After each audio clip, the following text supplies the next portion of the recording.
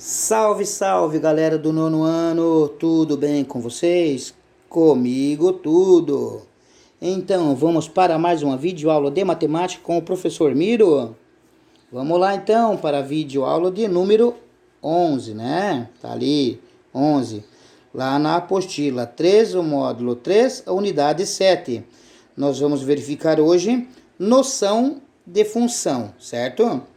Lá na página 13 estão as nossas atividades. Vamos fazer hoje somente o exercício 1 e o exercício 2. Ok? Vamos lá então para a nossa apostila. Lá na página 11 da nossa apostila, nós temos lá noção de função. Nós temos um modelinho aqui que vai exemplificar para nós. E na página 12 também, nós temos alguns exemplos que vai exemplificar para nós o que é a função, certo?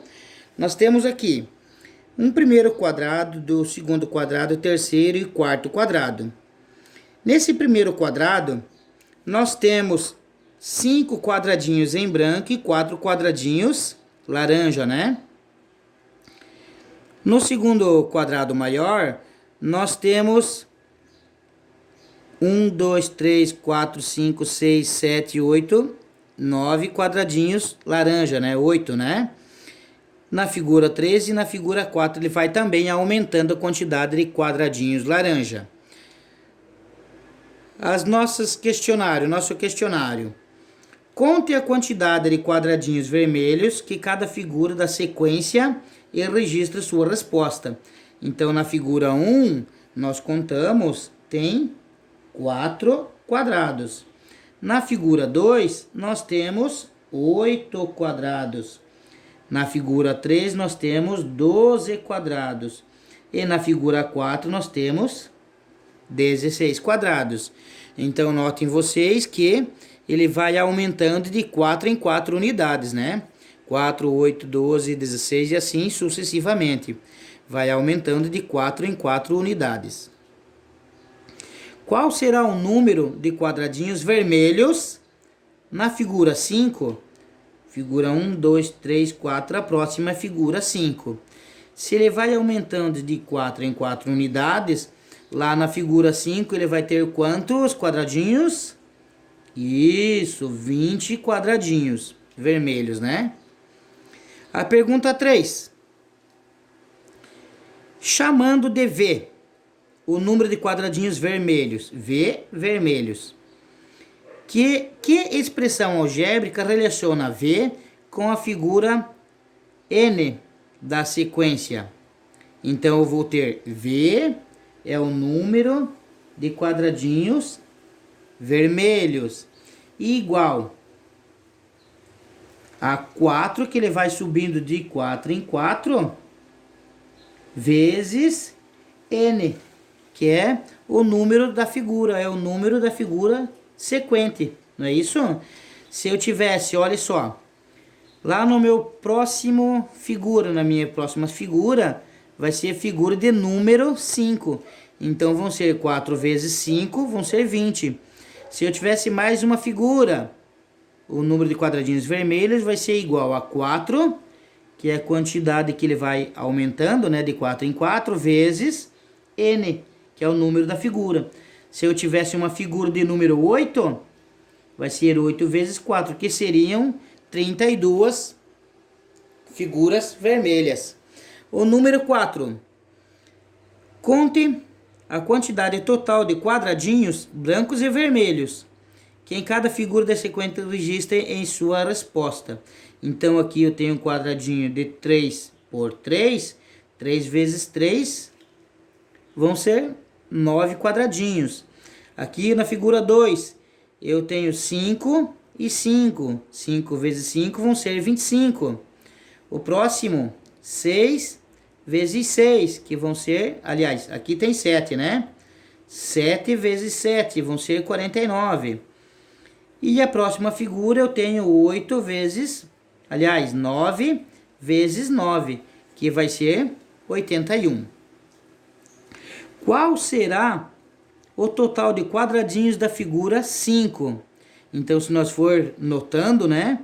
Ele vai aumentando de 2 em 2. Nessa situação eu tenho 3 quadradinhos por 3.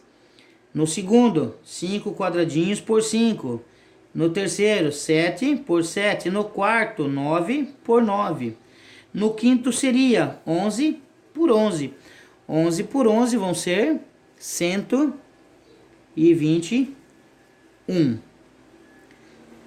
Então, por que eu chamo de função? Porque quanto maior o quadradinho for, mais quadradinhos ele tiver, mais quadradinhos vermelhos ele vai ter. Então, um está em função do outro, né? Olhem só, o número total de quadradinhos e o número de quadradinhos vermelhos, na sequência que você observou, dependem da ordem da figura na sequência. As relações entre as quantidades representadas por N, que é o número, V, que é os quadradinhos verde, e Q, que é a expressão algébrica que representa a figura, que representa os quadradinhos, né? Podem ser representados por expressões algébricas que indicam uma regra de formação. Então, aqui nós temos uma regra de formação de função. Já estudamos isso anteriormente nas sequências recursivas e não recursivas. Agora vamos dar um passo a mais no estudo relacionando os conceitos com o nosso cotidiano. Lá na página 12 nós temos mais um modelinho lá para nós entender melhor o que é a função, né? Na página 12 nós temos alguns exemplos ali. 1, 2, 3 exemplos, um diferente do outro, né? Vamos lá. Podemos observar outras situações de dependência entre uma grandeza e outra. Veja alguns exemplos.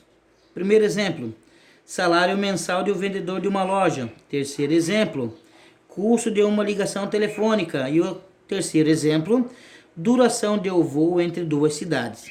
No meu primeiro exemplo, salário mensal de R$ 1.800 fixos, mais 2%, 2 divididos por 100, 2% de comissão sobre as vendas que fizer.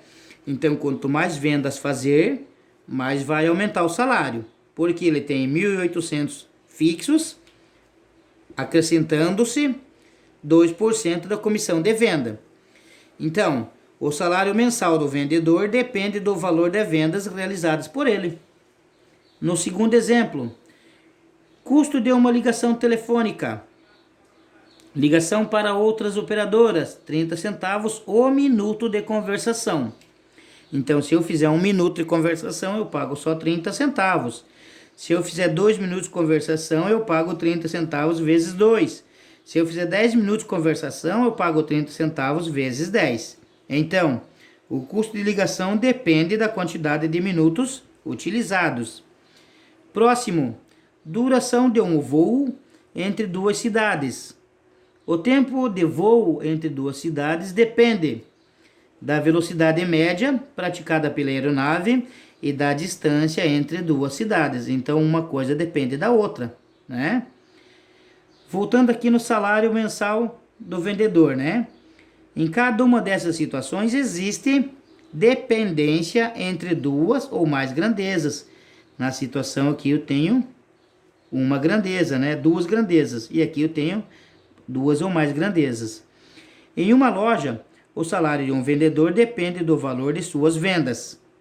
Se representarmos por X o valor total mensal de vendas feitas por um vendedor e por Y o seu salário mensal, ambos em reais, observamos a seguinte relação.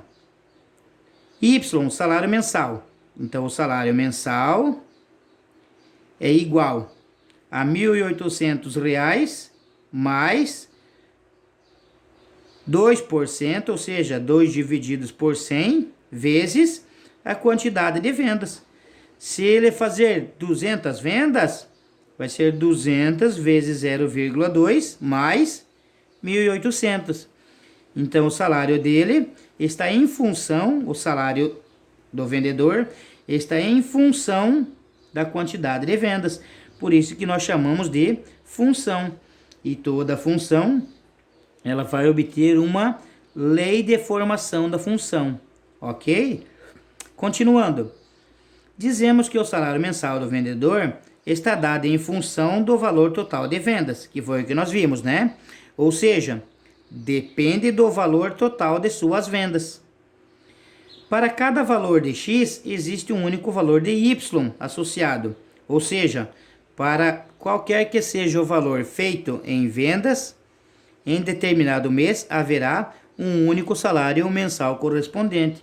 Esse mês fiz 200 vendas, mês que vem fiz 300, vou fazer 300 vendas. Há 2 meses atrás fiz somente 50 vendas. Então o salário vai estar em função da quantidade de vendas. Trazendo aqui pelo quadrinho verde. As variáveis x e y estão relacionadas por meio de uma função. X e y estão relacionadas diretamente por meio de uma função. Um está em função do outro. No exemplo, a sentença y igual a 1.800 mais 0,02 vezes x é chamada de lei de função de formação. A variável x é denominada variável independente. A variável x é independente, ele pode obter vários valores, pois pode assumir vários valores arbitrários. E a variável y é denominada variável dependente. Por que dependente? Porque depende do valor de x. No nosso exemplo, o valor do salário y depende do valor das vendas realizadas, x. A variável dependente y pode ser indicada por fx, lemos função de x ou f de x, pois y é dado em função de x. Por isso mesmo que o y é dado em função de x, que nós vimos ali em cima, né? Assim, no nosso caso, podemos escrever y está em função de x. Y igual a 1.800 mais 0,02 vezes x. Ou equivalente f de x igual. Então, substituir o y por função de x, né? O y está em função de x, não está? Então, eu chamo de f de x igual a 1.800 mais 0,02 vezes x. A minha atividade da página 13 vem só em cima dessas funções de x, para nós aprender a montarmos uma função e também a separarmos os membros da função, ok?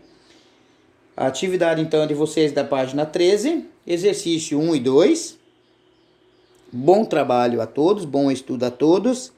E qualquer dúvida, estarei disponível no WhatsApp, ok? Bom estudo a todos. Fui!